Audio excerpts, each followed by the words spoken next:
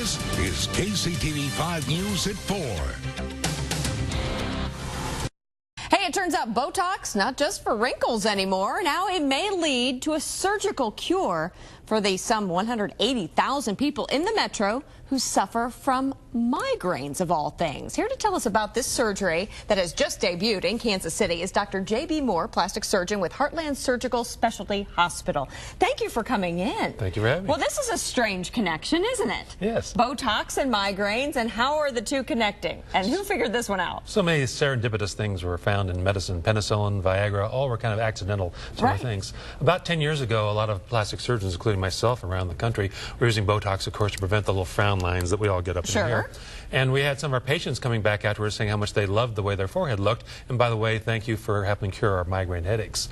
And you were hearing this over and over. Yes. No kidding. So we started doing a little bit of research, particularly a doctor over in Ohio named Guyeron started doing research and asking his patients before he gave them the Botox where they had migraine headaches, and then keeping track of who got cured from them afterwards, and found that about 80% of the people who had migraine headaches responded to the Botox with a significant improvement, sometimes a complete cure after the Botox treatments. Okay, so are you talking here about curing migraines? What are we seeing here in this video? This is not just Botox we're seeing here. You use the Botox to pinpoint certain things, correct? Right. The Botox only lasts for 3 or 4 months. So when I say a cure, it's only a temporary cure or a temporary treatment.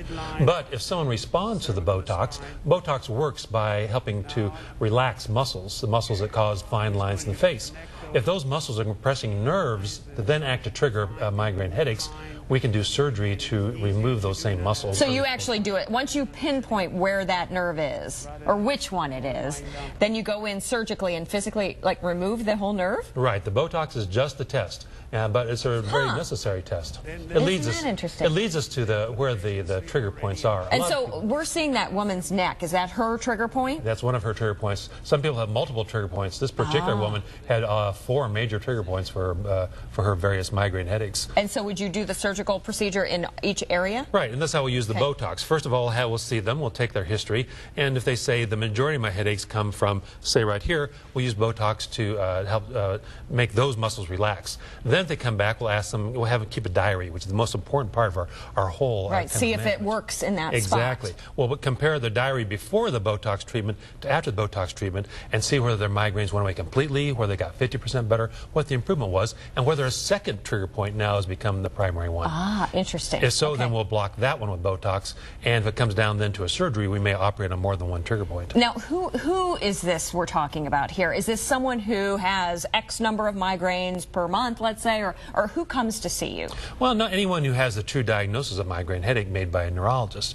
Anyone who has migraine headaches more than 5 times their lifetime actually can be a candidate. Oh, really? Okay. The insurance companies will probably start putting various kind of limits on who can get the surgery, but right now I think anyone who has major migraine headaches that impact their lives is a good candidate. Interesting. And what kind of surgical procedure is this? I mean, is this an overnight stay in the hospital, several nights? What is it? It's an outpatient surgery. Outpatient? Definitely. All right, so what's the recovery like? The operation takes about an hour and a half to do, and they spend about an hour in the recovery room, then they go home. Recovery means just sort of taking it easy around the house for 2 days, and they're usually back to their regular activities within 1 to 2 weeks. So in any way, would you need to revisit it?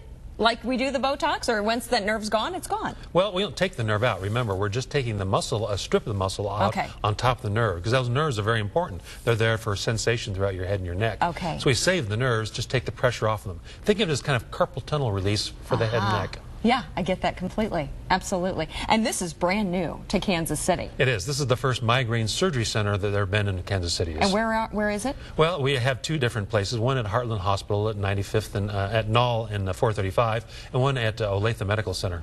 Wow, Dr. Moore, thank you so much for coming in and telling us about this. We've actually put a link on our website to your website, too, to help others if you have more questions about this. Maybe interesting to look into. Thank you for having me. And then get rid of wrinkles at the same time. Kind of like that thought, too. Thanks, Doctor.